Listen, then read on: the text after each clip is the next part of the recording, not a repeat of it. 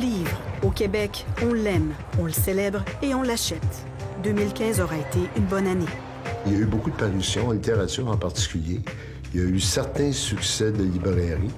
Des ventes prévues de plus de 600 millions de dollars juste au Québec, qui enrichissent éditeurs, distributeurs et libraires, mais pas toujours les auteurs. Je n'ose même pas dire aux gens que je suis payée en livres. Je trouve ça ridicule. Et c'est dévalorisant, c'est très dévalorisant. D'autres vont jusqu'à payer pour être publiés. J'en connais qui ont acheté leurs livres, écoute.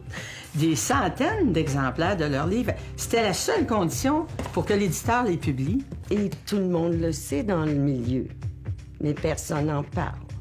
Tout le monde a peur de parler. Comment expliquer qu'une industrie encadrée par la loi, qui bénéficie de subventions, tolère des pratiques douteuses au détriment des créateurs? Ma théorie à moi, comme auteur et éditeur, c'est qu'écrire, c'est l'utilisation que tu fais de ton droit de parole. Que tu sois payé pour, tant mieux, mais que tu sois pas payé pour, tu sais.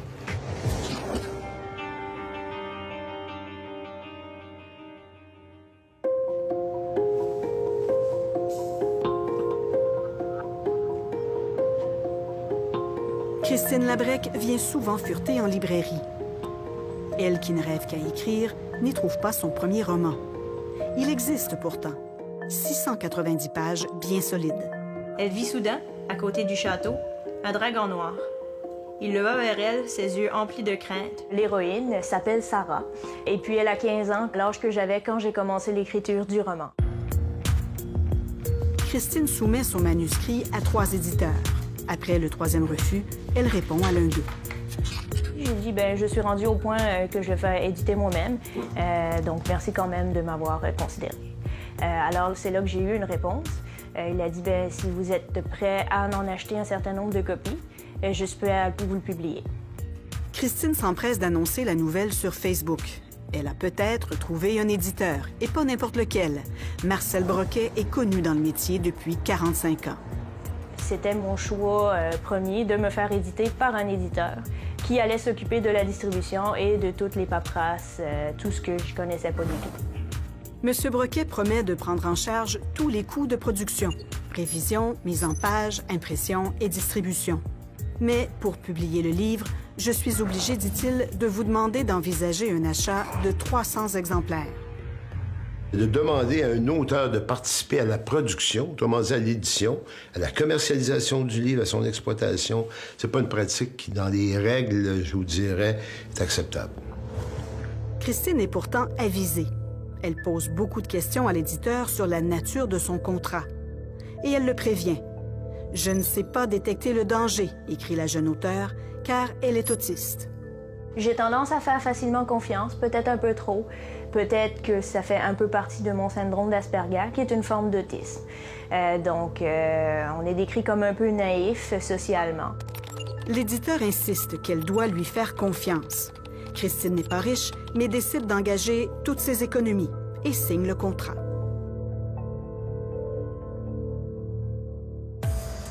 Au Québec, l'industrie du livre est régie par la loi 51. Elle prévoit le rôle de chacun des maillons de la chaîne et la part qui lui revient. Le libraire perçoit 40 du prix au détail, le distributeur 20 L'auteur reçoit généralement 10 Les derniers 30 vont à l'éditeur. Le risque de l'auteur, c'est de passer une année de sa vie à rédiger, à écrire, à créer et remettre ça entre les mains d'un éditeur. L'éditeur, lui, prend le risque financier. Si un grand nombre d'éditeurs ont une pratique irréprochable, notre enquête a permis d'en identifier plusieurs, et pas des moindres, qui font assumer le risque financier aux auteurs. Est-ce que ce sont des éditeurs chez nous? Est-ce que ce sont des éditeurs reconnus, agréés, qui reçoivent des subventions? Ça, je ne peux pas vous le confirmer, j'en doute. À 94 ans, la réputation de l'ornithologue André Dion n'est plus à faire. La fondation qu'il a créée avec sa compagne France Dion a financé l'implantation de centaines de nichoirs au Québec. Ensemble, ils ont publié 25 ouvrages au fil des ans. L'Odyssée du garrot d'Islande est une œuvre de fiction illustrée. On a déjà 3 500 $ de dessins de payer. On a déjà la correction littéraire qui nous a coûté presque 3 000 $ aussi. Le projet est déjà avancé lorsque les Dion le soumettent à un éditeur agréé, les Éditions Gide à Québec. Au bout de 3 semaines, je reçois un courriel de M. Lambert qui veut bien participer à la publication de notre livre, qui a trouvé ça beau, qui a montré ça à son équipe, mais qui aurait besoin qu'on lui donne 10 000 $. Le projet implique trop de risques, dit l'éditeur, et aucun profit en vue. Il demande un minimum de 10 000 $. Avec 15 000, ma décision est déjà prise. En échange, il offre une quantité de volume équivalente à la somme investie, mais il conserve tous les droits sur l'œuvre. Les droits lui appartenaient, je crois, pour 6 ans. On n'avait rien à tirer de ça, sinon de sortir de là, puis ça pressait, puis c'est ce qu'on a fait. Les Dion ont refusé, mais d'autres ont accepté. L'auteur de ce livre, qui ne veut pas être identifié, en a acheté 400 exemplaires pour 10 000 $. Cette entente de préachat ne fait pas partie du contrat d'édition. Je vous dirais que c'est une façon un peu de détourner les règles, en effet. Il y a un contrat à la base.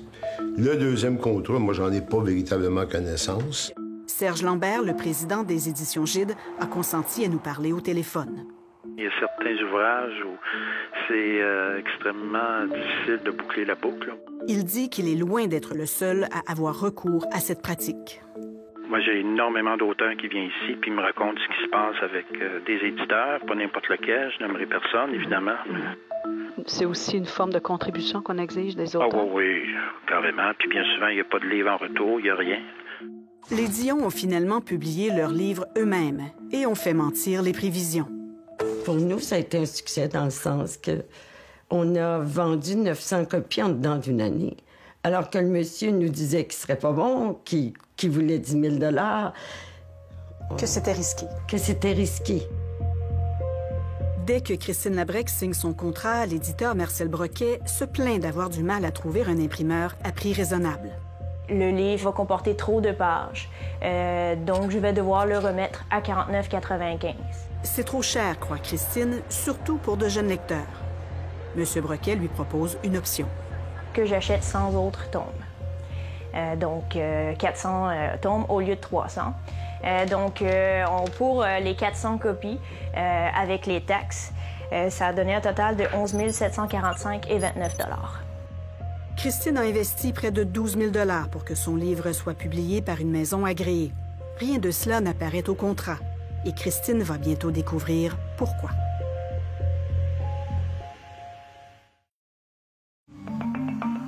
De l'eau sur le papier. C'est une des passions de Francine Allard et le titre d'un de ses romans.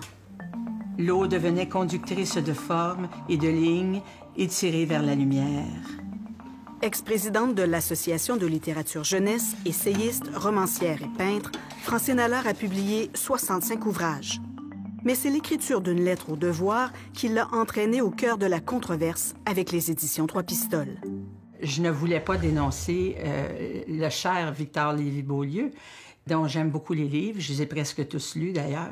Ce que j'ai voulu dénoncer, c'est exactement le fait qu'il ne donnait pas de redevance. Leur différence survient en 2012, après 5 années de fructueuses collaborations et plusieurs succès de librairie. Tu as confiance en ton éditeur, tu aimes l'auteur, et puis tout à coup, plus de droits. Et non seulement ça, c'est pas d'appel, pas de retour d'appel, pas de courriel. Même pas de bilan. Et plus de rapport de vente. La loi oblige les éditeurs à produire un bilan des ventes et des sommes dues à l'auteur au minimum une fois l'an. Pas de bilan, pas de chèque. Pour moi, c'est important. Même si j'avais des millions à la banque. Ce que je travaille et j'ai besoin d'être rémunérée pour le travail que je fais. C'était pas seulement question d'argent ou droit d'auteur, c'était juste curieuse de savoir combien de livres étaient vendus et voilà. Anidza Lazine a fui l'ex-Yougoslavie. Elle faisait face à des menaces de mort pour avoir dénoncé le régime Milosevic. Son exil est devenu la trame de fond d'un premier roman publié par Victor Lévy-Beaulieu. Apprendre qu'un personnage de la littérature québécoise a aimé mon écriture et a décidé de me publier. Et je prenais avec grande gratitude tout ce que je recevais de Victor Lévy-Beaulieu. Et j'ai reçu beaucoup. J'ai reçu un livre. Aucune critique, aucune opinion, aucune présomption. Voir les autres simplement comme des humains. Son roman, Tissa, voit le jour en 2010. Un an plus tard, elle attend le relevé de l'éditeur. Et je ne l'ai jamais reçu, mais encore, la petite immigrante en moi a dit on va attendre et ça va venir. Le bilan lui parvient 2 ans après la publication. Anitza apprend que 237 exemplaires de son roman se sont vendus et qu'elle aurait droit à 662 $. Mais elle devra faire un choix. Il m'a dit, vous pouvez choisir entre le chèque de 650 $ ou 350 livres que je vais vous envoyer. L'éditeur est en difficulté et propose de payer ses redevances sous forme de livres. Être payé en tes propres livres, c'est comme si on rejette ce que tu as donné. Et on dit, c'est poubelle. Ton livre, ça n'a pas de valeur. Anitza accepte à contre-cœur pour éviter que l'éditeur ne s'en débarrasse. Je ne pouvais pas prendre ça. Ça veut dire que je n'ai jamais encaissé le chèque et j'ai dans le sous-sol de ma maison 350 livres. Moi, il me devait tellement de droits d'auteur que j'aurais fallu que je me fasse bâtir une cabane particulière pour mettre les livres qu'il m'aurait envoyés. Quand tu travailles chez Kraft, par exemple, tu ne te fais pas payer par du macaroni Kraft parce que tu travailles pour eux puis qu'ils ont des problèmes financiers. Accepteriez-vous qu'on vous paye en livres? Oui, j'ai déjà été payé en livres. C'est une pratique plus courante qu'on pense, hein? Dans les petites maisons, en tout cas.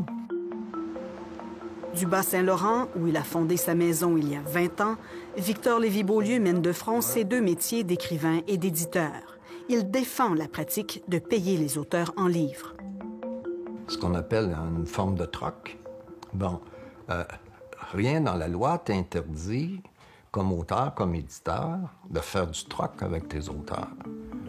L'éditeur invoque un changement de distributeur comme cause de ses problèmes. Il a dû réduire son inventaire et déménager les stocks chez lui, ce qui explique le retard dans le paiement de ses redevances. Sur les 110 auteurs, à peu près, qu'on a publiés aux éditions, il y en a 2 ou 3 qui ont été oubliés. Mais selon le Conseil des arts, il y a plus que 2 ou 3 auteurs en cause. Il y en avait plusieurs? Il y en avait plusieurs. La liste était grande. Et l'organisme ne considère pas le troc comme une forme de paiement acceptable. Le Conseil des arts du Canada soutient les maisons d'édition pour le soutien que ces maisons apportent aux auteurs. Donc, à partir du moment où le soutien n'est pas dans les standards qu'on demande, on a le droit d'arrêter la subvention. Les éditions Trois Pistoles ont reçu plus d'1 million en fonds publics depuis 20 ans. Le Conseil des arts et la SODEC, la Société de développement des entreprises culturelles, ont retardé une partie des subventions à l'éditeur l'an dernier. Victor Lévy-Beaulieu ne cache pas son agacement devant la fronde des auteurs. Qui m'insultent, tu sais, si ça y défoule, ça leur évite de payer un psychiatre pendant 2 ans, tant mieux, tu sais. Donc, j'ai été rentable pour eux autres. Victor Lévy-Beaulieu dit traiter ses auteurs comme lui-même l'a été.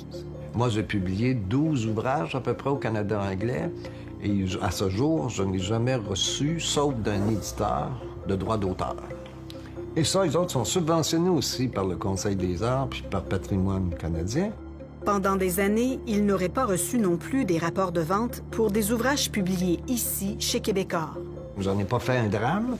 Fait que pour vous, la paye, c'est de pouvoir être lu. La véritable paye, c'est ça. Oui, c'est une réussite d'être publié, mais c'est pas la paye. Ça va à l'encontre de la loi de droit d'auteur. Une méchante petite pluie barbouillait de gris les rues de Montréal où filaient des autobus bondés de passagers mouillés et mal réveillés. Dans le monde littéraire où le salaire annuel moyen n'atteint même pas 3 000 $, Yves Beauchemin est une rareté. Il fait partie de la poignée d'écrivains québécois qui vit de sa plume. Il faut se rentrer dans la tête que c'est un métier, c'est normal de vivre de son travail, même quand on est un écrivain. Son matou a été vendu à plus d'1,5 million d'exemplaires et traduit en 16 ou 17 langues. Sauf que le succès n'est pas synonyme de fortune. L'auteur obtient une modeste avance lorsqu'il publie en langue étrangère, mais c'est tout. En dehors du Canada et des États-Unis, il ne reçoit presque jamais de redevances, même lorsque c'est prévu au contrat. Si j'avais eu à vivre uniquement avec les droits étrangers, je pense que je serais sur le bien-être social depuis longtemps. Pourtant, vous avez vendu des dizaines de milliers de livres, j'imagine? Moi, je suis pas prêt à aller au Brésil pour vérifier ça. Puis moi, je ne sais pas, c'est le mystère. Un mystère aussi pour Ginette Bureau. Elle a appris avec étonnement que Québecor avait vendu ses livres en Pologne. On m'appelle pour me dire qu'on a besoin de voiture. Pourquoi? Bon, parce que votre livre a été publié. Mon livre a été publié, alors je suis toute contente. Puis pourquoi vous me l'avez pas dit? Mona, c'est l'histoire de sa famille et du combat de sa fille emportée par le cancer. Désormais, pour l'amour de ceux que j'aime, je croirai à l'incroyable. Je croirai que mon enfant va vivre. Le livre a connu un grand succès ici dans les années 80 et a été transposé au cinéma. Québecor en a obtenu les droits dans les années 2000. Je regardais sur Internet, puis je voyais best-seller, mes titres. Fait que là, moi, j'appelais, puis je disais, comment ça fait qu'il n'y a pas de sous? L'auteur insiste pour connaître le montant des ventes. Là, la comptable a dit, oui, on va vous les envoyer, vos 2 chèques. Comment ça, mes 2 chèques? Bien, parce que vous avez publié Mona, puis Je t'aime la vie. Vous avez publié les 2, puis vous me l'avez pas dit. Je t'aime la vie, son 2e roman, est aussi un best-seller en Pologne. Ginette Bureau obtiendra finalement environ 4 000 $ de redevances. Il faudra 5 ans avant qu'un agent en Europe lui révèle enfin combien de livres elle a vendus. Elle me dit, bien, t'as vendu plus que 30 000. J'étais un peu déçue parce que j'ai compris pourquoi qu'on les dit pas, les chiffres. Parce que le chèque n'est pas en rapport. Tu sais, disons, 30 000 à une pièce chaque, là. Même si je divise en 2, j'aurais eu un bon 15 000, là. Québecor dit ne pas en avoir reçu davantage. Les auteurs peuvent exiger de l'éditeur qu'il leur ouvre ses livres, mais peu osent ou ont les moyens de le faire. Quand ton éditeur te dit « J'ai tiré ton livre à 5 000 exemplaires », tu dois le croire. La parole donnée, c'est bien beau, là, mais il y a quelque chose là-dedans qui repose sur une naïveté obligatoire de quelqu'un. Marcel Broquet est dans le paysage littéraire québécois depuis près de 50 ans, comme libraire, distributeur et éditeur. En 2008, il fonde Marcel Broquet Nouvelle Édition. Une demi-douzaine d'auteurs qu'il a publiés nous ont confié avoir dû acheter leurs propres livres ou avoir subi des pressions pour le faire. Non, ça, c'est complètement faux. Je n'ai jamais demandé un sou à un auteur contre rien. Quand je publie un livre, là, je dis bien aux auteurs, écoutez, moi, je ne suis pas une entreprise philanthropique. Je suis une entreprise commerciale. Votre livre, il faut que j'en publie 1000 pour faire mes frais. Ça, c'est quelque chose que l'éditeur m'a toujours dit. Pour faire nos frais, il faut vendre 1000 livres. Toujours bon, ça sent toujours bon des livres. Christine Labrec a accepté d'acheter les 400 premiers exemplaires de son roman « Sarah, fille de dragon ». Elle s'attend donc à ce qu'il y en ait 600 autres en librairie. La librairie aux Îles n'a pas reçu de copie et ils m'ont dit qu'ils ne pouvaient pas le commander parce que le livre était plus disponible non plus. Donc, à ce moment-là, j'ai demandé un peu à mon éditeur, mais j'ai pas eu de réponse claire. C'est seulement 1 an plus tard, en recevant son bilan, que Christine obtient la réponse. Le tirage est d'environ 500 exemplaires. C'est elle qui en a acheté la plus grande partie. Ce qui représente finalement presque 80 du tirage. Bien, ça me surprendrait. Il faudrait voir les chiffres. 80 c'est impossible. Si on soustrait du tirage les envois de presse, les ouvrages défectueux et les achats de l'auteur, il n'en reste que 133 pour le grand réseau des libraires. Écoutez, il y a un sérieux problème parce que vous n'allez pas couvrir très, très large. Si vous avez espoir, entre autres, de rejoindre le réseau des collectivités avec 100 exemplaires dans le marché, c'est pas terrible. Rapidement, les seuls livres encore disponibles sont ceux que Christine a chez elle. Lui, il en manquait, mais moi, il m'en restait encore une bonne quantité. Donc, à ce moment-là, il a proposé de me les racheter. Mais à une fraction du prix qu'il lui a vendu. On parlait à ce moment-là de 12 $ de livre. Mais ces livres-là, je les avais achetés à 28 $. Avez-vous vu les chiffres? Oui. J'aimerais bien les voir moi-même. C'est pas ça.